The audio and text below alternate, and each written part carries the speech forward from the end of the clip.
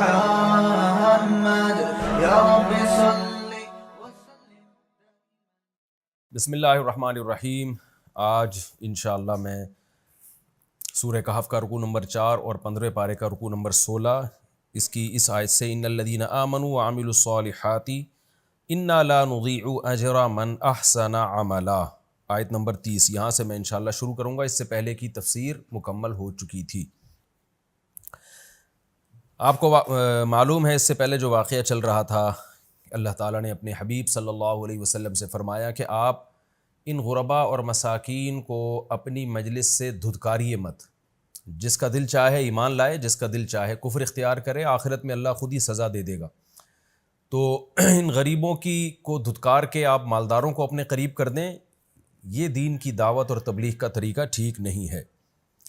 اس پہ اللہ نے کیا فرمایا کہ جو کفر کرے گا تو وہ خود ہی جہنم میں جائے گا. قرآن کی عادت ہے جب بھی جہنم کا تذکرہ اللہ تعالیٰ کرتے ہیں، برے لوگوں کے لیے جہنم کی وعید سناتے ہیں، تو نیک لوگوں کے لیے جنت کی خوشخبریاں بھی بیان کرتے ہیں. اسی طرز پہ قرآن آگے بیان کرتا ہے ان الذین آمنوا وعملوا الصالحات، بے شک وہ لوگ جو ایمان لائے اور نیک اعمال کیے، انا لا نضیع اجر من احسن عملا، تو بے شک جو بھی عمل کو اچھا کرے گا ہم اس کے اجر کو ضائع نہیں کرتے. جیسے جہنمیوں کو، برے لوگوں کو جہنم کی آگ میں جلنا پڑے گا، ایسے ہی اچھے لوگوں کو خوش عیشی والی زندگی بھی ہم عطا کریں گے. وہ کیسی عیش کی زندگی ہوگی؟ اولئک لہم جنات عدن، یہ وہ لوگ ہیں جن کے لیے ہمیشگی کے باغات، یعنی ایسے باغات جو ہمیشہ ہمیشہ رہیں گے. تجری من تحتہم الانہار، جن باغوں کے نیچے نہریں بہتی ہوں گی. یحلون فیہا من اساور، پہنائے جائیں گے وہ ان باغوں میں اساور من ذہب، سونے کے کنگن. قرآن و سنت سے یہ مضمون بہت اچھی طرح سے ثابت ہے کہ جنتی مرد بھی زیور پہنیں گے، اور سونے کے اور چاندی کے کنگن ہوں گے اور زیور ہوگا. اس پہ بعض لوگ اشکال کرتے ہیں کہ مرد پہ زیور اچھا نہیں لگتا. تو دنیا کے حکام کچھ اور ہیں، آخرت کے حکام کچھ اور ہیں. آج بھی دنیا میں کچھ لوگ زیور پہنتے ہیں، مرد ہو کے پہنتے ہیں. تو اللہ نے دنیا میں حرام قرار دیا اس عمل کو دو وجہ سے، یا تو اس لیے کہ عورتوں سے مشابہت ہے اس میں، یا اس لیے کہ یہ تعیش ہے. تو زینت عورت کے لیے، مرد کے لیے نہیں ہے. لیکن جنت کے اصول اور وہاں کے ضابطے الگ ہیں، اس لیے اللہ تعالیٰ نے وہاں کے لیے زیور بھی رکھے. ہو سکتا ہے وہاں کا ماحول ایسا ہو اور وہاں اتنی خوبصورتی ہو کہ وہ زیور کی وجہ سے اس میں اور زیادہ اس میں اضافہ ہو رہا ہو. تو اللہ تعالیٰ نے مردوں کے لیے بھی جنت میں زیور کا تذکرہ کیا. فرمایا وَيَلْبَسُونَ ثِيَابًا خُضْرًا مِّن سُنْدُس، اور باریک سبز ریشم پہنیں گے. سبز ریشم عرب میں مشہور تھا. قرآن جنت میں مثالیں وہ دیتا ہے جس سے عرب لوگ مانوس ہوں، کیونکہ اولین مصداق تو صحابہ کرام تھے نا، ان کی سمجھ میں آئے. تو دو قسم کے ریشم ہوتے تھے، موٹا اور باریک ریشم. اور سبز ریشم ہوتا تھا، بائی نیچر اس کا رنگ سبز ہوا کرتا تھا، یعنی نیچرلی وہ سبز ہوتے تھے. تو بہت عمدہ کپڑا سمجھا جاتا تھا. تو اللہ تعالیٰ نے قرآن میں بیان کیا کہ وہاں باریک ریشم بھی پہنیں گے اور موٹا ریشم بھی پہنیں گے. متکئین فیہا علی الارائک، اور شاہی تختوں پہ آپس میں تکیہ لگائے ہوئے بیٹھے ہوں گے. جیسے ایک عالی شان محفل ہوتی ہے، دوستوں کی مجلسیں ہوتی ہیں. آج بھی آپ جائیں، بعض ہوٹلوں نے کھانا کھلانے کے لیے میز کرسی کے بجائے تخت کا انتظام کیا ہوتا ہے. اس میں انسان زیادہ کمفرٹیبل ہوتا ہے، زیادہ خوشی اور سکون محسوس کرتا ہے. نیچرلی جو ایک طریقہ دنیا میں ہمیشہ سے رائج رہا ہے کھانے پینے کا، بیٹھنے کا، وہ ایسے ہی ہے کہ آپ پاؤں پھیلا کے بیٹھ سکیں. کرسیوں پہ بیٹھنا یہ بعد میں اس کا رواج ہے، اس میں انسان زیادہ کمفرٹیبل نہیں ہوتا. نعم الثواب، اللہ کہتے ہیں کیا بہترین بدلہ ہے. دیکھیں قرآن کا بھی انداز دیکھیں، بلاغت کی کتاب ہے نا. اللہ خود ہی اپنی باتوں پہ گویا تعجب کر رہے ہیں کہ کیا بہترین بدلہ میں نے دے دیا. وحسنت مرتفقا، اور کیا ہی خوب ٹھکانہ دے دیا میں نے ان کو. یہ ریشم بھی دنیا میں حرام ہے مردوں پر، لیکن آخرت میں اللہ تعالیٰ ریشم پہلائیں گے. حدیث میں آتا ہے جن مردوں نے دنیا میں سونا اور ریشم استعمال کیا، تو حدیث کا مفہوم ہے آخرت میں ان پر یہ چیزیں حرام ہوں گی، یعنی آخرت میں وہ جنت میں نہیں جائیں گے. تو یہ ہمارا رکوع کمپلیٹ ہوا. اس رکوع میں چند اہم پوائنٹ ہیں، وہ میں بیان کر کے اگلے رکوع کی طرف چلتا ہوں. ایک تو اس رکوع میں ہمیں انشاءاللہ کے لفظ کی اہمیت کا پتہ چلا. وَلَا تَقُولَنَّ لِشَيْءٍ إِنِّي فَاعِلٌ ذَلِكَ غَدًا، اور حقیقت میں انشاءاللہ کے لفظ کی اہمیت کا نہیں، بلکہ تکبر کی برائی کا پتہ چلا ہے کہ کبر کتنی بڑی نحوست ہے، کہ اللہ چاہتے ہیں کہ میری طرف چیزوں کی نسبت کیا کرو، تو بڑے بڑے دعوے کرنا اس کی برائی معلوم ہوتی ہے۔ تو آج بعض اسکالرز کیسے بڑے بڑے دعوے کر رہے ہوتے ہیں، ہر چیز میں میں نے یہ کیا۔ ہمیں یاد ہے جب ہم پڑھتے ہیں نا اور مدرسوں میں، اور پھر جب تحقیقی میدان میں آتے ہیں تو ہمارے ہاں اس کو بڑا معیوب سمجھا جاتا ہے کہ میری تحقیق ہے، یعنی اس تکبر کے ساتھ دعویٰ کرنا۔ اس میں طریقہ یہ ہوتا ہے کہ یہ ہم نے کچھ تحقیق جمع کی ہے، تو اس میں ایک ٹوٹی پھوٹی سی تحقیق ہے یہ، تو بڑے حضرات کو دکھایا جاتا ہے کہ اس میں کوئی بھی سقم ہو، کوئی بھی اس میں خرابی ہو تو ہمیں اس پر مطلع کیا جائے۔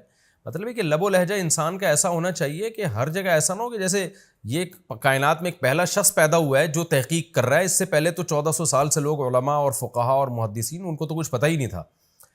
تو اس طرح سے آج بہت سارے اسکالرز اس طرح پیدا ہو رہے ہیں علم میں، اور کمال کی بات یہ کہ علم کی ہوا بھی نہیں لگی ان کو، چند اردو کتابیں پڑھ کے وہ اپنے آپ کو محقق سمجھنے لگتے ہیں۔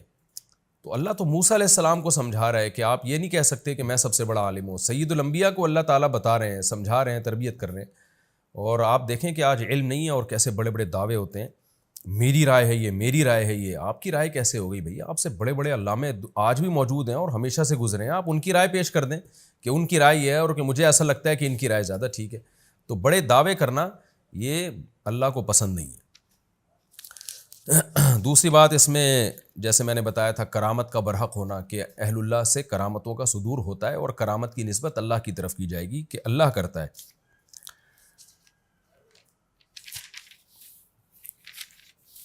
تیسری چیز، نبی صلی اللہ علیہ وسلم کو حکم دیا گیا کہ آپ غربا اور مساکین کے ساتھ اپنا وقت گزاریں۔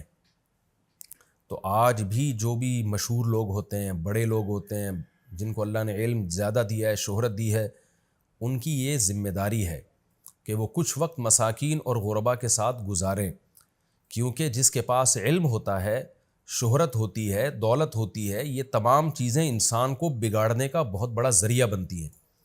تو ان کے بگاڑ سے بچنے کے لیے جو سائیڈ ایفیکٹ ہے نا، ان نعمتوں کے جو سائیڈ ایفیکٹ ہیں، ان سے بچنے کے لیے یہ ضروری ہے کہ آپ اپنے وقت کا کچھ حصہ مساکین اور غربا کے ساتھ گزاریں، کمزور لوگوں کے ساتھ گزاریں، تاکہ آپ میں تکبر پیدا نہ ہو۔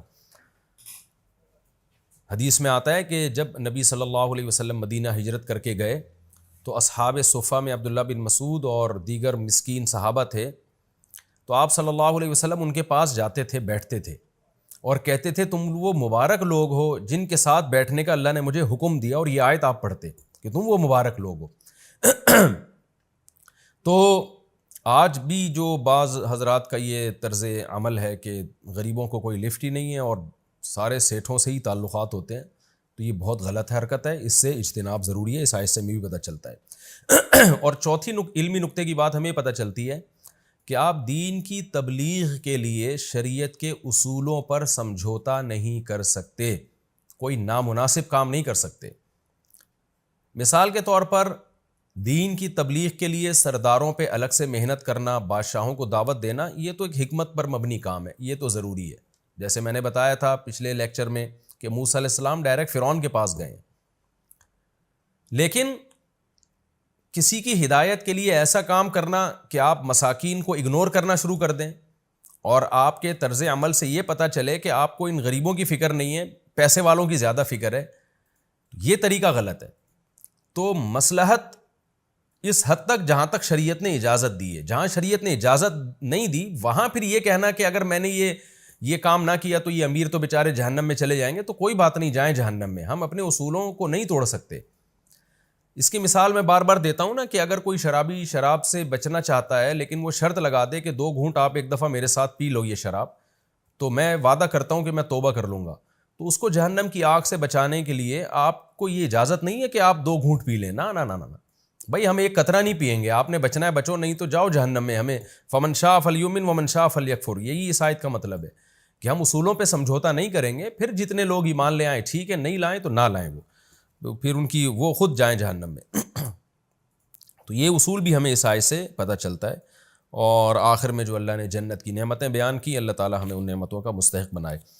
اب میں اگلے رکوع کی طرف چلتا ہوں، سورہ کہف کا رکوع نمبر 5 اور 16ویں پارے کا رکوع نمبر 17، 15ویں پارے کا رکوع نمبر 17 میں شروع کروں گا حسب معمول مختصر لفظی ترجمہ مختصر گرامر کے ساتھ، پھر انشاءاللہ اس کی تفسیر میں چاہتا ہوں وقت کے اندر اندر یہ رکوع میں سمیٹ دوں۔ وَاضْرِبْ لَهُم مَثَلَ الرَّجُلَيْنِ، آپ بیان کیجیے ان کے لیے ایک مثال، رجلین دو آدمیوں کی، جعلنا لأحدہما جنتین، بنایا ہم نے ان دونوں میں سے ایک کے لیے دو باغ، من اعناب انگوروں کے، وحففناہما، حفا کا معنی ہوتا ہے ڈھانپ لینا، حفا یحفو تو ڈھانپ لینا، حففناہما ہم نے ان دونوں باغوں کو ڈھانپ لیا تھا، بنخل کھجور کے درختوں سے، وجعلنا بینہما اور بنایا تھا ان باغوں کے درمیان زرعا کھیتی بھی، کلتا الجنتین دونوں باغ، آتت دیتے تھے، اکولہا اکل ثمر کو کہتے ہیں، پھل کو کہتے ہیں، اپنا پھل دیتے تھے، ولم تظلم اور نہ کمی کرتے تھے، ظلم یظلم ظلمن کا معنی کمی کرنا بھی ہوتا ہے، اور کمی نہیں کرتے تھے، منہ اس پھل میں شیئن ذرا بھی، یعنی پورا پورا پھل دیتے تھے، وفجرنا اور جاری کر دی تھی ہم نے، خلالہما ان دونوں باغوں کے بیچ میں نہر بھی جاری کر دی تھی، یعنی پانی کا بھی انتظام تھا، نہرا، وکان لہ ثمر اور تھا اس شخص کے لیے جس کو ہم نے باغ دیا تھا نا، اس کے لیے ثمر بھی تھا، ثمر کا مطلب ثمر اضافی چیزوں کو کہتے ہیں، یعنی اضافی اس کے پاس دولت بھی تھی، پیسہ بھی تھا۔ اس کی دو تفسیریں کی گئی ہیں، ایک تو یہ کی گئی ہے کہ باغ میں اضافی پھل بھی تھا، اور یہ بھی کی گئی ہے کہ اس شخص کے پاس الگ سے کاروبار بھی تھا، دولت بھی تھی۔ فقال لصاحبہ اس شخص نے اپنے دوست سے کہا، ساتھی سے کہا، وہو یحاورہ اس حال میں کہ وہ اس سے محاورہ کر رہا تھا، سرگوشی گپ شپ کر رہا تھا، حاورہ یحاور محاورتن کا معنی گپ شپ لگانا، جو آپ گپ شپ کرتے ہوئے باتیں کر رہے ہوتے ہیں نا، وہو یحاورہ وہ اس سے گپ شپ لگا رہا تھا، اور گپ شپ کے دوران اس نے کہا، انا اکثر منک مالا میں تجھ سے زیادہ ہوں مال کے اعتبار سے، واعز نفرا اور نفر کے اعتبار سے بھی تجھ سے زیادہ عزت والا ہوں، اعز کا مطلب زیادہ پاورفل ہوں، یعنی میرے افراد بھی زیادہ، ملازمین وغیرہ اولاد وغیرہ وہ بھی زیادہ، اور مال بھی زیادہ۔ وَدَخَلَ جَنَّتَهُ اور اپنے باغ میں داخل ہوا، وَهُوَ ظَالِمٌ لِنَفْسِهِ اپنی جان پر ظلم کرتے ہوئے، کیا کہنے لگا، قال کہنے لگا، ما اظن میں کبھی نہیں گمان کرتا، ان تبید هذه کہ یہ باغ کبھی فنا ہوگا، بعد یبیدو کا معنی فنا ہونا، ابدا کبھی بھی، یہ کبھی بھی باغ ختم نہیں ہو سکتا، وما اظن الساعة قائمة اور میں گمان نہیں کرتا کہ قیامت بھی قائمتاً کبھی آئے گی، وَلَئِن رُدِدتُّ إِلَىٰ رَبِّي اور اگر بالفرض رُدِدتُّ مجھے رد کر دیا گیا، لوٹا بھی دیا گیا اپنے رب کی طرف، لَأَجِدَنَّ خَيْرًا مِنْهَا میں پاؤں گا، منہا اس باغ سے بھی اچھا باغ، منقلبہ لوٹنے کے اعتبار سے، یعنی میں جس جگہ لوٹ کے جاؤں گا آخرت میں تو اس لوٹنے کے اعتبار سے اس سے بھی زیادہ اچھی جگہ مجھے وہاں ملے گی۔ قال له صاحبہ تو اس کے دوست نے اس سے کہا، وَهُوَ يُحَاوِرُهُ اور وہ بھی گپ شپ کر رہا تھا، گپ شپ کے دوران بات چیت کے دوران کہا اس نے، أَكَفَرْتَ بِالَّذِي کیا تو انکار کرتا ہے اس ذات کا، الذی وہ ذات، خَلَقَكَ مِن تُرَاب جس نے تجھے مٹی سے بنایا، ثُمَّ مِن نُطْفَةٍ پھر پانی سے نطفے سے بنایا، ثُمَّ سَوَّاكَ پھر تجھے برابر کر دیا، رجلا مرد بنا کے، انسان بنا کے، لیکن هو اللہ ربی لیکن وہ اللہ میرا رب ہے، ولا اشرک بربی احدا میں اپنے رب کے ساتھ کسی کو شریک نہیں کرتا، ولولا ایسا کیوں نہ ہوا، اذ دخلت جنتک کہ جب تو اپنے باغ میں داخل ہوا تھا، قلتا تو یہ کہہ دیتا، ما شاء اللہ جو اللہ چاہتا ہے وہی ہوتا ہے، یعنی ما شاء اللہ کانا یہاں محذوف ہے، جو اللہ چاہتا ہے کانا وہ ہوتا ہے، لا قوت الا باللہ کوئی طاقت نہیں ہے مگر اللہ کے ساتھ، یعنی کوئی خیر کو حاصل کرنے کی طاقت نہیں ہو سکتی مگر اللہ کی مدد کے ساتھ۔ ان تارانی اصل میں تھا تارانی، تارا کا معنی دیکھنا، رؤیت سے ہے نا، نی کا معنی مجھے یا حذف کر دیا، ان تارانی اگر تو دیکھتا تھا مجھے، یعنی سمجھتا تھا مجھے، کیا سمجھتا تھا، انا اقل منکا مالن کہ میں تجھ سے کم ہوں مال کے اعتبار سے، وولدا اور ولد یعنی اولاد کے اعتبار سے، اگر تو یہ سمجھتا تھا کہ میں تجھ سے مال اور اولاد میں کم ہوں تو تجھے چاہیے تھا کہ تو یوں کہتا، لا قوت الا باللہ کوئی طاقت نہیں ہے مگر اللہ کی مدد کے ساتھ، اللہ کی مدد ہوگی تو طاقت ہوگی ورنہ نہیں ہوگی، تجھے یہ کہنا چاہیے تھا۔ فعسى ربی امید ہے کہ میرا رب، ان یؤتینی، یؤتینی اصل میں تھا یؤتینی، کہ دے دے مجھے خیرم من جنتی کا، تیرے باغ سے بہتر باغ، وَيُرْسِلَ عَلَيْهَا، اور بھیج دے اس تیرے باغ پر حسبانا من السماء، آسمان سے کوئی آفت۔ حسبان حساب سے نکلا ہے، تو آفت بھی اللہ کے اندازوں سے آتی ہے نا، تو تباہی بربادی آتی ہے، تو ایک اندازے سے جو آسمان سے مصیبتیں برستی ہیں، تو اس لیے اس کو حسبان سے تعبیر کیا گیا، مراد ہے آسمانی آفت۔ تو بھیج دے آسمان سے کوئی آفت، فتصبح، لہذا ہو جائے تیرا باغ، سعیدن، میدان، زلقہ، چٹیل، زلقہ کہتے ہیں کٹی ہوئی کھیتی، تو وہ بھی چٹیل ہوتی ہے نا، تو یہاں کٹی ہوئی کھیتی مراد نہیں ہے، یہاں مراد ہے کٹی ہوئی کھیتی جیسے چٹیل میدان بن جاتی ہے، تو ایسے چٹیل میدان، تو اس لیے اس کا ترجمہ ہوگا میدان چٹیل۔ فتصبح، تیرا باغ ہو جائے، سعیدن زلقہ، ایک میدان، چٹیل میدان، او یصبح ماؤها غورا، یا ہو جائے اس کا پانی غوراً، گہرائی میں چلا جائے، غائر، غار سے نکلا ہے نا، غار بھی تو اندر گھسا ہوا ہوتا ہے، تو غائر کا مطلب نیچے زمین میں، یا اس کا پانی چلا جائے زمین میں، فلن تستطیع، تو استطاعت نہ رکھے، لہو، اس پانی کی، طلبہ، طلب کے اعتبار سے، یعنی تیرے میں طلب کی طاقت ہی نہ رہے اس کی۔ وَأُحِيطَ بِثَمَرِهِ، اور احاطہ کر لیا گیا اس کے پھل کا، یعنی اس کے باغ کا۔ احاطہ کا مطلب تباہی آ گئی، احاطہ کا لفظ ایسے موقع پہ استعمال ہوتا ہے، احیط بہ، وہ ہلاک کر دیا گیا، احیط بثمرہ، گھیر لیا گیا اس کے ثمر کو، یعنی اس کے باغ کو، یعنی تباہ کر دیا گیا۔ فاصبح، وہ شخص ہو گیا، یقلب کفیہ، اپنے دونوں ہاتھوں کو پلٹتا ہوا، یہ کنایا ہوتا ہے افسوس سے، جب ہم افسوس کرتے ہیں نا تو ایسے اپنے دونوں ہاتھ کو یوں کر کے پلٹ رہے ہوتے ہیں، تو جیسے کچھ بھی ہاتھ نہیں آیا، تو وہ شخص جس کا باغ تھا وہ ہو گیا اپنے دونوں ہاتھوں کو، اپنی کف کو، ہتھیلیوں کو، اپنے دونوں کف کو، کف کہتے ہیں یہ جو ہاتھ ہے نا اس کو، دونوں ہاتھوں کو پلٹتا ہوا، کس بات پر افسوس کر رہا تھا؟ علی ما انفق فیہا، اس پیسے پر جو اس نے اس باغ پہ خرچ کیا تھا، وہی خاویۃ علی عروشہا، اور وہ اپنی چھتوں کے بل جو ہے وہ باغ گرا ہوا تھا، اس کو کہتے ہیں عربی میں ٹھٹھیاں، وہ جو نہیں ہوتی اوپر باغ کے اوپر جو بیلیں چڑھائی ہوئی ہوتی ہیں چھاؤں کے لیے، تو اس کو عرش سے تعبیر کیا گیا ہے، تو عروش اس کی جمع ہے، تو اپنی یعنی اوندھے منہ پڑا ہوا تھا وہ باغ، خاویۃ علی عروشہا، ویقول یا لیتنی، اور وہ باغ کا مالک کہنے لگا ہائے کاش، لم اشرک بربی احدا، کاش میں اپنے رب کے ساتھ کسی کو شریک نہ کرتا، ولم تکن لہ فئۃ، اور کوئی نہیں ہوا اس کے لیے کوئی ایسی جماعت، فئہ جماعت کو کہتے ہیں، ینصرونہ من دون اللہ، جو اس کی مدد کرتا اللہ کے علاوہ، یعنی اللہ سے اس کی مدد کرتا، وما کان منتصرا، اور نہ خود وہ انتصار کر سکا، انتصار مدد کرنا، اور نہ وہ خود اپنا مددگار بن سکا۔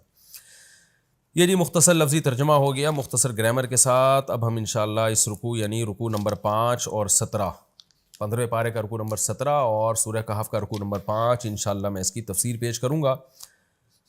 آپ کو معلوم ہے پچھلے رکوع میں اللہ نے اصحاب کہف کا واقعہ سنایا کہ جنہوں نے اللہ کی خاطر قربانی دی اور اللہ پہ اعتماد اور توکل کیا، تو ناکامیوں کے نقشوں میں بھی اللہ نے ان کو کامیاب کیا۔ کامیابی کی کوئی صورت بنتی نہیں تھی، ہر طرف ناکامی ہی ناکامی تھی، مگر اللہ پہ اعتماد، ان کے زبان سے الفاظ بھی کیسے نکلتے تھے کہ ہمارا رب ہماری رہنمائی کرے گا، اور رب سے دعا مانگتے ربنا ہیئ لنا من امرنا رشدا، اے اللہ تو ہمارے لیے کوئی ہدایت کی صورت پیدا کر دے، تو زبان سے بھی اچھے جملے نکال رہے تھے کہ بھئی اللہ مدد کرے گا، اور عملی طور پر بھی قربانی دے رہے تھے۔ تو کیسے ناکامیوں کے اسباب میں اللہ نے ان کو کامیاب کر کے دکھایا ایک معجزاتی طور پر۔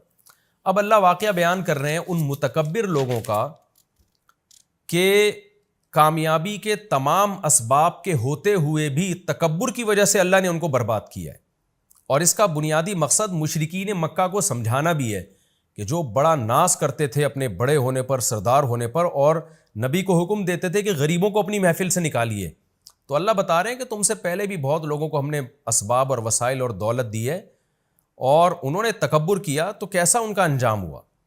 تو تم بھی کبر سے بچو، تکبر سے بچو، اللہ کی طرف نسبت کرو۔ تو پہلے بھی ملحد لوگ گزرے ہیں جو خدا کے منکر تھے، آخرت کے منکر تھے، دولت پہ اور کامیابی کے نقشوں کو دیکھ کر وہ دھوکے میں پڑ گئے اور سمجھنے لگے جیسے ہم یہاں کامیاب ہے تو ہمیشہ ہم کامیاب ہی رہیں گے. اس کے لیے اللہ نے نبی صلی اللہ علیہ وسلم کو حکم دیا کہ آپ ایک مثال بیان کیجئے. وَاضْرِبْ لَهُم مَثَلَ الرَّجُلَيْنِ، آپ ان کے لیے ایک مثال بیان کیجئے دو آدمیوں کی. دو دوست تھے یا دو گپ شپ لگانے والے تھے، تو ان میں سے ایک کو اللہ نے بہت مال اور اسباب دیے، دوسرا غریب تھا.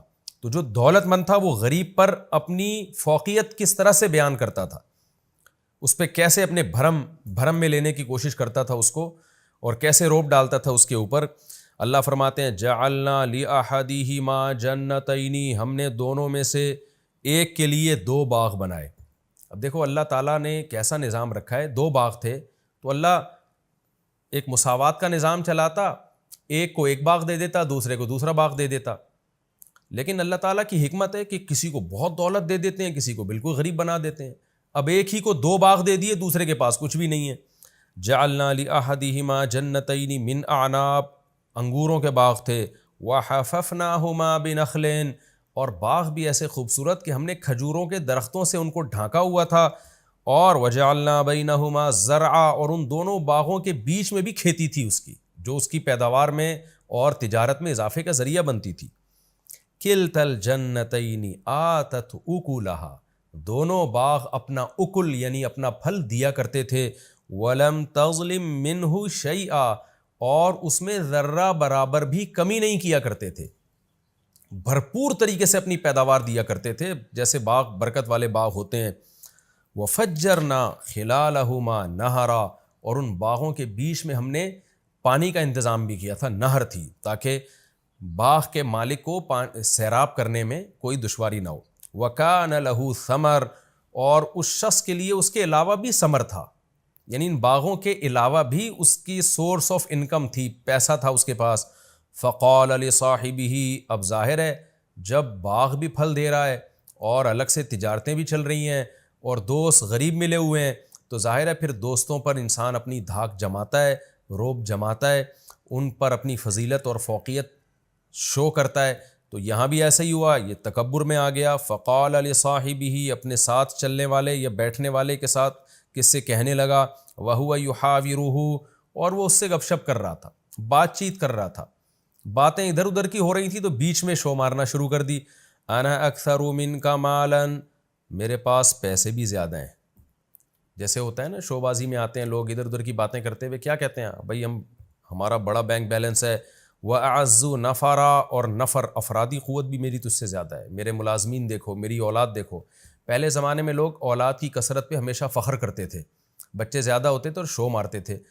تو چونکہ اولاد کی کثرت کو وہ نعمت سمجھتے تھے. آج چونکہ فطرت سے باغی ہو رہی ہے انسانیت، فطرت سے بغاوت ہے کہ خاندانی نظام میاں بیوی کے سیٹ اپ کو چھوڑ کر گرل فرینڈ جو گدھے گھوڑوں کا کام ہے وہ کام شروع کر دیا، اور اس سے زیادہ فطرت کے باغی بنے ہیں تو ہومو سیکشولیٹی کو فروغ دینے کی کوشش کر رہے ہیں، جو مرد مرد سے اور عورت عورت سے. اور تو یہ جو نسل روکنا ہے نا کہ بچے کم ہوں، تو یہ بھی فطرت سے بغاوت ہے کہ جو چیز آپ کے لیے نعمت تھی، بڑھاپے کا سہارا تھی، اسی کو عذاب سمجھنا شروع کر دیا. یہب لمن یشاء اناسا، قرآن کہتے ہیں جس کو چاہتا ہوں بیٹیاں گفٹ دیتا ہوں، گفٹ کا لفظ استعمال کرتا ہے، جس کو چاہتا ہوں بیٹے گفٹ دیتا ہوں. تو جو گفٹ تھا اس کو پینلٹی سمجھنا شروع کر دیا. یہ سب انسان کے نا بے عقل ہونے کی دلیل ہے کہ سائنسی ترقی تو بہت کر رہا ہے مگر فطرت سے باغی بنتا چلا جا رہا ہے. تو وہ فخر کر رہا ہے کہ میرے پاس افراد بھی زیادہ ہیں، اولاد بھی. بظاہر اس سے اولاد ہی مراد ہے، کیونکہ آگے جو اس کے دوست نے جواب دیا نا تو اس کی اولاد کم تھی، تبھی اس نے کہا کہ میری اولاد کم ہے تو اس پہ تو فخر نہ کر کہ تیری اولاد زیادہ ہے. وَدَخَلَ جَنَّتَهُ، اور وہ اپنے باغ میں داخل ہوا. وَهُوَ ظَالِمٌ لِنَفْسِهِ، قرآن کہہ رہا ہے اپنی جان پہ ظلم کر رہا تھا وہ، یعنی اسے پتہ نہیں تھا کہ میں جو الفاظ آگے بولوں گا یہ میں اپنا ہی نقصان کر رہا ہوں. وہ کیسے اس نے جان پہ ظلم کیا. قَالَ مَا أَظُنُّ أَن تَبِيدَ هَٰذِهِ أَبَدًا، اپنے دوست سے کہنے لگا میں نہیں سمجھتا کہ یہ کبھی ہلاک ہوگا. یعنی اسباب پہ نظر کر رہا ہے، جیسے کہ ملحد لوگ کرتے ہیں، ایتھیس لوگ کرتے ہیں، مذہب کے منکر اور جو نام نہاد لبرل ہیں وہ کرتے ہیں، وہ اسباب کو دیکھتے ہیں. دیکھیں اصحاب کہف کے بعد یہ واقعہ کتنی زبردست ربط ہے نا آپس میں. اصحاب کہف دیکھ رہے ہیں کہ کوئی سبب نہیں ہے، لیکن کیا کہہ رہے ہیں کہ امید ہے کہ ہمارا رب ہمیں ہماری رہنمائی کرے گا، ہمیں اچھا ٹھکانہ دے گا. وہ امید کی باتیں کر رہے ہیں جبکہ اسباب بالکل بھی نہیں ہیں. تو اور یہ کیا کر رہے ہیں کہ اسباب پہ اعتماد کر کے بیٹھ گئے ہیں. یہ کہہ رہا ہے کہ میرا اتنا اچھا باغ ہے اور نہر بھی ہے اور پانی کا بھی انتظام ہے, تو کیوں تباہ ہوگا بھائی باغ؟ یہ مطلب یہ ہے کہ اللہ کیا ہوتا ہے, مقصد اللہ کی نفی تھی کہ کوئی خدا نہیں ہے, ہمیں کسی سے ڈرنے کی ضرورت نہیں ہے, سب کچھ ہے, بارشیں برس رہی ہیں, نہریں چل رہی ہیں اور بہترین میرا بزنس ہے, تو اس کو کوئی نقصان نہیں پہنچا سکتا. کیونکہ اس زمانے میں بھی علماء جو نیک لوگ تھے ڈراتے تھے نا مالداروں کو کہ بھئی اللہ کی اطاعت کرو, شرک مت کرو. تو اس نے بھی وہی کام کیا کہ علماء کا مذاق اڑانا شروع کیا, یا پیغمبروں کی تعلیمات کا, جو اس زمانے میں تعلیمات تھیں ان کا مذاق اڑانا شروع کیا. یہ واقعہ کب ہوا, کہاں ہوا, یقینی طور پر ہمیں اس کا کسی تاریخی کتاب سے یقینی ثبوت نہیں ملتا. البتہ کچھ آثار ملتے ہیں, حضرت مفتی تقی عثمانی صاحب نے بھی اپنے سفر نامے میں ذکر کیا, لیکن انہوں نے بھی اس کا تذکرہ کیا کہ یقینی نہیں ہے یہ. تو جب یقینی نہیں ہے تو ہم کیوں اس میں رائے پیش کریں؟ بس ہمیں یہ پتہ ہے کہ رسول اللہ صلی اللہ علیہ وسلم کے دنیا میں آنے سے پہلے پچھلی امتوں میں یہ واقعہ ہوا ہے, اس سے زیادہ ہم اس کے بارے میں نہیں جانتے. تو قال ما اظن ان تبید هذه ابدا, اس نے کہا کہ میں نہیں سمجھتا یہ کبھی ختم ہوگا, لہذا میں کوئی ڈرنے کی, گھبرانے کی, اللہ کے شکر ادا کرنے کی, گناہوں کو چھوڑنے کی, یہ مذہبی اسکالرس کی باتیں, ان بکھیڑوں میں پڑھنے کی ضرورت نہیں ہے. وما اظن الساعة قائمة, رہا یہ مسئلہ کہ جو اہل اللہ ہیں, علماء ہیں, وہ تو کہتے ہیں قیامت قائم ہوگی, دنیا میں عذاب نہیں بھی آیا تو قیامت کے دن تو آئے گا, تو قیامت جب آئے گی تو اس وقت کے لیے تیاری کر لو, اللہ سے تعلق بحال کر لو. تو کہنے لگا کہ کوئی قیامت نہیں آئے گی, میں نہیں سمجھتا کہ کوئی آخرت قائم ہوگی. وَلَئِن رُدِدتُّ إِلَىٰ رَبِّي, اور اگر بالفرض میں اپنے رب کی طرف چلا بھی گیا, اللہ نے مردوں کو دوبارہ زندہ کیا, حساب و کتاب کے لیے کھڑا کر بھی لیا, تو یہ مولوی لوگ جہنم میں جائیں گے, مجھے وہاں بھی جنت ملے گی. جیسے کہ آج کہہ رہے ہوتے ہیں نا جو علماء سے بغض رکھنے والے لوگ ہیں کہ آخرت بھی انگریزوں کے لیے, کیونکہ وہ ایک نمبر ہوتے ہیں, وہ دیندار ہوتے ہیں, انہوں نے دنیا میں اتنی ترقی کی, تو آخرت بھی انہی کے لیے اگر ہوئی, مسلمان آخرت میں بھی جہنم میں جائیں گے, ان کی حرکتیں دیکھو. اس طرح بھی بعض لبرل لوگوں کی سوچ ہے کہ بالفرض اگر آخرت قائم ہوئی تو ہم وہاں بھی پٹیں گے. تو ایسا نہیں ہے بھائی, آپ اللہ پہ ایمان لانے والوں کو اور نہ لانے والوں کو ایک جیسا کیسے سمجھ سکتے ہیں؟ تو اس کا بھی یہی خیال تھا, یہ اس زمانے کا ملحد تھا, ایتھیس تھا. تو کہنے لگا اگر بالفرض میں اپنے رب کے پاس گیا بھی, لَأَجِدَنَّ خَيْرًا مِّنْهَا, تو اس سے بہتر باغ میں وہاں پاؤں گا منقلبہ, لوٹنے کے اعتبار سے. مطلب یہ کہ میری قابلیت اور اتنا کچھ میں نے اسٹرگل کی, ایمانداری کے ساتھ محنت کر کے میں یہاں تک پہنچا ہوں, تو اس کا مطلب میں ایک اچھا انسان ہوں. تو اگر بالفرض قیامت قائم ہو بھی گئی تو جیسے مجھے یہاں بہت کچھ ملا ہے میری محنت کی وجہ سے, تو وہاں بھی لازمی ملے گا مجھے. تو اس لیے اس کے لیے مجھے نماز روزے کی اور توحید کی اور ان سب بکھیڑے میں پڑھنے کی ضرورت نہیں ہے. لیکن اس کا جو دوست تھا, غریب تھا, وہ مسلمان تھا, اس نے کیا کہا؟ قال له صاحبه, اس کے دوست نے اس سے کہا, وهو يحاوره, وہ بھی گپ شپ کر رہا تھا, کیا کہا؟ اکفرت بالذی خلقک من تراب, تو ایسی ذات کا انکار کرتا ہے جس نے تجھے مٹی سے پیدا کیا. کیا مطلب؟ زبان سے تو کہہ رہا ہے کہ میرا خدا ہے, لیکن تیرے عمل سے لگ رہا ہے کہ تو خدا کو نہیں مانتا. جو خدا کو مانتا ہے وہ سب سے پہلے ڈرتا ہے, وہ یہ نہیں کہتا کہ یہ باغ ہمیشہ رہے گا, وہ کہتا ہے کہ بھئی اللہ نے چاہا تو رہے گا, نہیں چاہا تو یہ 2 منٹ میں ختم کر دے اس کو. تو اصل طاقت اور قدرت تو اللہ کی ہے, تو اس خدا کا انکار کر رہا ہے جس کی یہ طاقت ہے کہ اس نے تمہیں مٹی سے بنایا, پھر پانی کے قطرے سے بنایا. تو جو پانی کے قطرے سے انسان بنا سکتا ہے, اتنا پاورفل, اتنا طاقتور, وہ چاہے تو تیرے باغ کو 2 منٹ میں ختم کر سکتا ہے. تو ایسے بے فکر ہو کے کیسے بیٹھ گیا ہے؟ جیسے کہ آج ملحد اور ایتھیس لوگ بیٹھ جاتے ہیں کہ کچھ نہیں ہونے والا. یعنی یہ اللہ کیا ہوتا ہے بھائی؟ سب کچھ اسباب سے ہے. تو بھی اسباب کو دیکھ کر دھوکے میں آ رہا ہے, تو تجھے کیا ہو گیا؟ اکفرت بالذی خلقک من تراب ثم من نطفہ ثم سواک رجلا, پھر اس نے تجھے مرد بنا دیا, انسان بنا کے ماں کے پیٹ سے باہر نکال لیا, جس کی یہ طاقت اور قدرت ہے, اور تو کہہ رہا ہے قیامت بھی قائم نہیں ہوگی. تو یہ بھی تو خدا کا منکر ہے, کیونکہ تو خدا کی طاقت کا انکار کر رہا ہے. اس لیے کہ جو یہ کہتا ہے نا قیامت قائم نہیں ہوگی, وہ اس لیے یہ کہتا ہے کہ اس کے ذہن میں یہ ہوتا ہے یہ مردے دوبارہ زندہ کیسے ہو جائیں گے. اس کا مطلب آپ خدا کے منکر ہو, آپ خدا کی طاقت کا انکار کر رہے ہو. تو یہ تمام باتیں خدا کا انکار ہیں. ان سب کی ایک ہی دلیل ہے کہ جس نے مٹی سے پانی کا قطرہ بنا دیا اور پانی کے قطرے سے پورا انسان بنا کے ماں کے پیٹ سے باہر لے آیا اور پھر ماں کی چھاتیوں میں دودھ پیدا کر دیا, اب اس کو اپنی طاقت اور قدرت کے لیے مزید کسی دلیل کی ضرورت نہیں ہے. لکنہ اللہ ربی, تو یہ باتیں کر رہے کہ یہ باغ کبھی فنا نہیں ہو سکتا اور قیامت قائم نہیں ہوگی, لیکن میرا یہ کانسیپٹ نہیں ہے.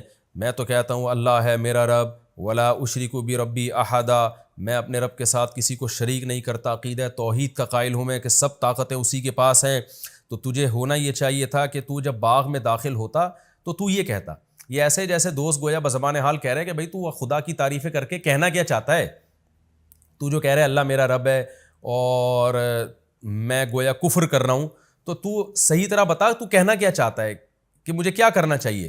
اس لیے اگلے جملے میں اس نے یہ کہا وَلَوْلَا إِذْ دَخَلْتَ جَنَّتَكَ، ایسا کیوں نہیں ہوا کہ جب تو اپنے باغ میں داخل ہوا قُلْتَ مَا شَاءَ اللَّهُ، تو کہتا بھائی جو اللہ چاہتا ہے وہ ہوتا ہے، تو اللہ نے چاہا مجھے اتنا اچھا باغ دے دیا، اللہ چاہے تو یہ چھین بھی سکتا ہے، تو یہ اللہ کی طاقت ہے، یہ میرا کمال نہیں ہے. لا قوت الا باللہ، کوئی قوت نہیں ہے مگر اللہ کی طاقت کے ساتھ. اللہ کی طاقت ہوگی تو پھر ان قوتوں کا ہمیں فائدہ ہوگا.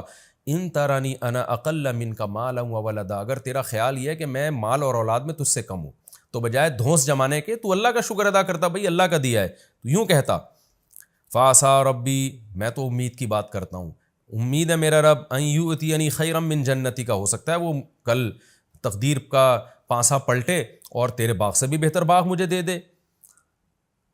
وَيُرْسِلَ عَلَيْهَا حُسْبَانًا مِّنَ السَّمَاءِ، اور تو جو اس طرح کی تکبر والی باتیں کر رہا ہے تو عین ممکن ہے تیرے باغ پہ کوئی آسمانی آفت بھیجے فَتُصْبِحَ صَعِيدًا زَلَقًا، اور وہ چٹیل میدان بن جائے.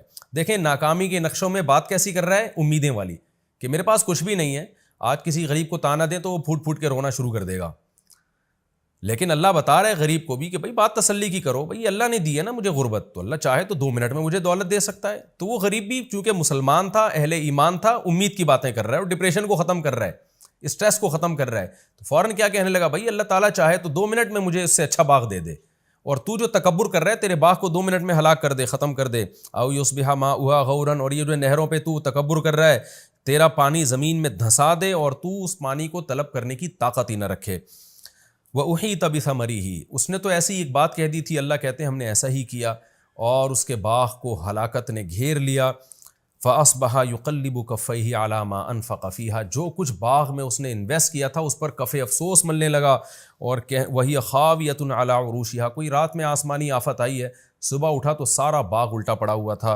وَيَقُولُ يَا لَيْتَنِي، اور کہنے لگا ہائے کاش، لَمْ أُشْرِكْ بِرَبِّي أَحَدًا، میں اپنے رب کے ساتھ کسی کو شریک نہ کرتا. کیا مطلب، خالص توحید کا قائل ہوتا. خالص توحید یہی ہے کہ ہر چیز اللہ کی طرف مفوض کی جائے. وَلَمْ تَكُنْ لَهُ فِئَةٌ يَنْصُرُونَهُ مِنْ دُونِ اللَّهِ، اللہ فرماتے ہیں اس کی کوئی ایسی جماعت نہ بنی جو اس کی اللہ کے عذاب سے مدد کر لیتی. جو بڑا ناز تھا نا کہ میرے اولاد بھی زیادہ اور میرے پاس افرادی قوت بھی زیادہ. وَمَا كَانَ مُنْتَصِرًا، اور نہ وہ خود اپنی مدد کر سکا. تو یہ اللہ نے واقعہ بیان کیا بتانے کے لیے کہ اپنی دولت پہ، اپنے مال پہ کبھی اتراؤ مت. وہی بات ہے جو قرآن میں سورہ معارج میں ہے نا، ان الانسان خلق ہلوعا، انسان جلد باز ہے. اذا مسہ الشر جزوعا، جب مصیبت پہنچتی ہے تو بے چین ہو جاتا ہے، بے صبرا بن جاتا ہے، اور جب خوشی پہنچتی ہے تو اترانے لگتا ہے. الا المصلین، سوائے وہ لوگ، ان لوگوں کے جو مذہب کو فالو کرتے ہیں، جو نماز پڑھتے ہیں، زکوٰۃ دیتے ہیں، معاہدوں کی پابندیاں کرتے ہیں. وہ کیا ہوتے ہیں کہ وہ ایسے نہیں ہوتے. انہیں جب خوشیاں پہنچتی ہیں اتراتے نہیں ہیں بلکہ اللہ کی محبت میں ڈوب جاتے ہیں کہ ہمارے رب نے احسان کیا. اور جب کوئی غم پہنچتا ہے تو صبر کرتے ہیں، امید کی باتیں کرتے ہیں. جو اللہ مصیبت پہنچا سکتا ہے وہ مصیبت دور بھی کر سکتا ہے. تو کتنا بہترین سبق ہمیں ان آیات میں ملا ہے. اور اس میں ملحد اور ایتھیس لوگ جو اپنی ترقی پر غیر مسلموں کی سائنسی ترقیوں پہ ناز کرتے ہیں، ان کے لیے بھی عبرت کا سامان ہے کہ آج یہ ترقی ہے، کل یہ تباہ و برباد بھی ہو سکتی ہے. ہم تو ایک بات جانتے ہیں، جس خدا نے پانی سے انسان کو بنایا یہ آٹومیٹیکلی نہیں ہو سکتا، یہ خدا کا کام ہے. اور ایسے سافٹ ویئر ماں کے پیٹ میں انسٹال کر دیے اور اس پانی کے قطرے میں انسٹال کر دیے کہ تھوڑے دنوں میں وہ ناک کان آنکھ دل دماغ جگر بن کے ماں کے پیٹ سے باہر آئے اور پھر چھاتیوں میں فوراً دودھ پیدا ہو جائے. جو خدا یہ کر سکتا ہے تو سب سے اہم ہماری نظر میں اہم یہ بات ہے کہ اس خدا سے تعلق اچھا کیا جائے، اس خدا کو راضی کیا جائے. پھر اگر دنیا میں ناکامی بھی ہے تو یہ ناکامی وقتی ناکامی ہے، یہ حقیقی ناکامی نہیں ہے. اور اس خدا کو ناراض کر کے اگر آپ نے دنیا حاصل کی ہے تو اس زیب و زینت سے قطعاً متاثر ہونے کی بالکل بھی ضرورت نہیں ہے.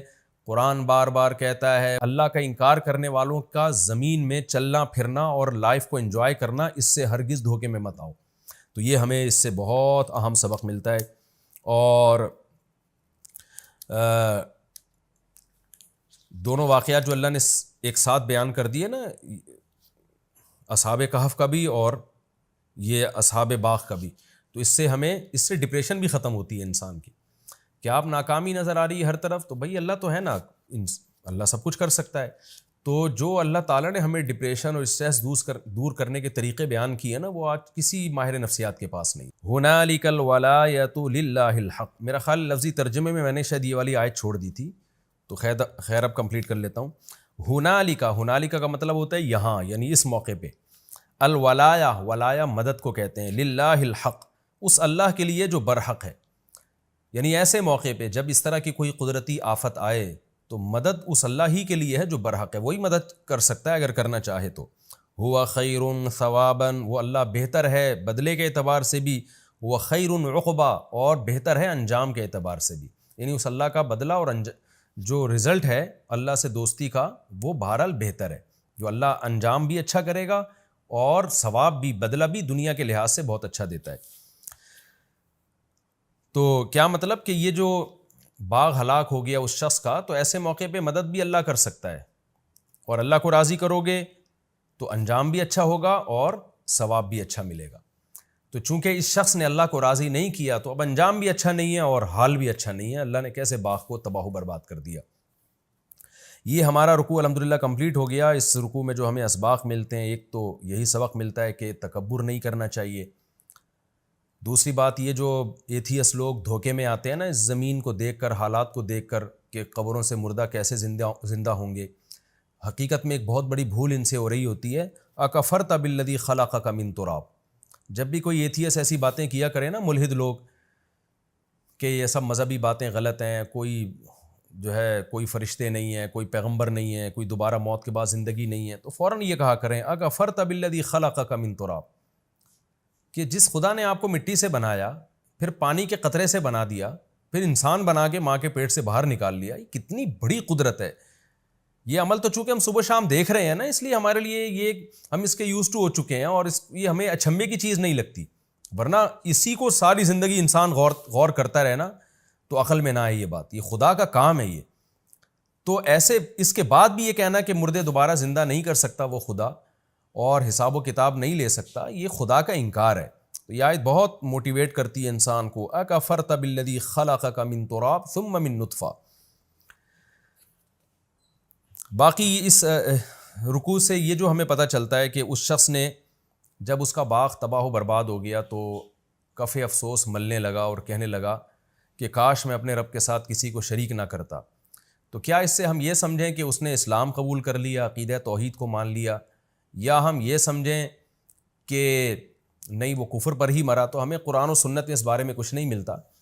البتہ کسی کے صرف یہ الفاظ کہ اس کو یہ افسوس ہوا کہ میں نے ایسے الفاظ کیوں کہے, یہ توبہ کی علامت نہیں ہوتی. اس لیے کہ بعض دفعہ برے عمل پہ انسان کو ندامت تو ہوتی ہے مگر وہ توبہ نہیں کرتا.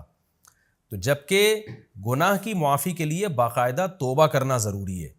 یعنی انسان توبہ کرے کہ میں اب آئندہ سے عقیدہ توحید کا قائل ہوں گا, اور آئندہ سے میں یہ سمجھوں گا کہ جو مجھے مال اور اسباب ملے وہ اللہ نے دیے ہیں, اور پھر اپنے عمل کو درست کر لے وہ. تو جب تک یہ چیز نہیں ہوتی اس وقت تک توبہ قبول نہیں ہوتی انسان کی. کیونکہ بعض دفعہ کافر, قرآن تو کہہ رہا ہے نا وجاہدوا بہا واستیقنتھا انفسہم, فرعون کو پتا تھا موسیٰ علیہ السلام اللہ کے سچے نبی ہیں, لیکن اسلام میں داخل نہیں ہوا پراپر طریقے سے.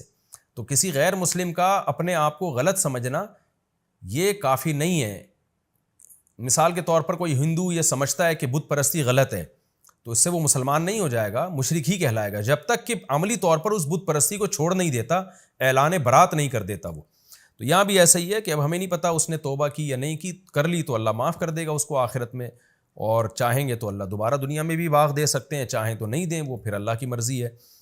لیکن ہمیں یہ بہرحال پتہ چلتا ہے کہ پہلے زمانے کے کافر لوگوں کو بھی بہرحال احساس ہو جایا کرتا تھا. جب باغ تباہ ہو گیا نا تو اس کو احساس ہوا کہ میں نے غلط کیا. لیکن آج لوگوں کے دل اتنے سخت ہو چکے ہیں کہ آسمانی آفتیں اور عذاب دیکھ کر بھی عبرت حاصل نہیں ہوتی, اور اپنی غلطیوں پر ندامت کے لیے بھی تیار نہیں ہوتے. تو یہ بھی ایک بہت اہم بات ہے, اس سے بھی ہمیں ڈرنا چاہیے. تو ہمارا یہ رکوع الحمدللہ کمپلیٹ ہوا. اب اگلا ایپیسوڈ جو میرا شروع ہوگا وہ انشاءاللہ 2023 کے رمضان کے بعد ہوگا. رمضان میں ہم ناغہ کریں گے, کیونکہ رمضان میں میری مصروفیت بھی بہت زیادہ ہوتی ہے, پھر ہمارے چینل پہ لوڈ بھی بہت زیادہ ہوتا ہے. تراویح کے بعد روزانہ بیان ہوتا ہے 1-1.5 گھنٹے کا, وہ بھی اپلوڈ ہوگا. تو شروع کے 4-5 دن تو ناغہ ہوگا, اس میں 5-6 دن, اس کے بعد انشاءاللہ پھر ہم لائیو وہ اپلوڈ کریں گے جو تراویح کے بعد کا خلاصہ ہے. میں سفر کی وجہ سے 4-5 دن اس میں ناغہ کروں گا, لیکن اس کے بعد پھر انشاءاللہ ہم ڈیلی اس کو اپلوڈ کریں گے تراویح کے بعد کے لیکچرز. تو تفسیر کا لیکچر جو ہے اب جو 2023 کا جو رمضان اب شروع ہونے والے اگلے ہفتے میں, تو اب جو شوال جو رمضان کے بعد جو پہلا پیر آئے گا اس سے انشاءاللہ ہم تفسیر کے لیکچر کا دوبارہ آغاز کریں گے. اس وقت تک کے لیے تفسیر کے لیکچر میں آپ کو ناغہ کرنا پڑے گا, لیکن کنٹینیو رہیے گا آپ رمضان کے بعد. اور اس کو شیئر آپ لازمی کریں لوگوں کے ساتھ, جو اب تک جو لیکچر ہو چکے ہیں شیئر بھی کریں, بلکہ لوگوں کو پڑھائے بھی. میں بار بار آپ کو کہتا ہوں کہ ان لیکچرز کو آپ نے صرف سننا نہیں ہے, سیکھنا ہے, اور آگے آپ نے اسی طرز پہ لوگوں کو پڑھانا ہے آپ نے. تو انشاءاللہ ہم 2023 کے رمضان کے بعد آپ سے دوبارہ ملتے ہیں. سورہ کہف کے رکوع نمبر 6 اور 15ویں پارے کا رکوع نمبر 18 انشاءاللہ میں اگلے ایپیسوڈ سے اسٹارٹ کروں گا رمضان کے بعد. اللہ تعالی ہمیں سمجھنے کی, عمل کرنے کی توفیق عطا فرمائے. وما علینا الا البلاغ.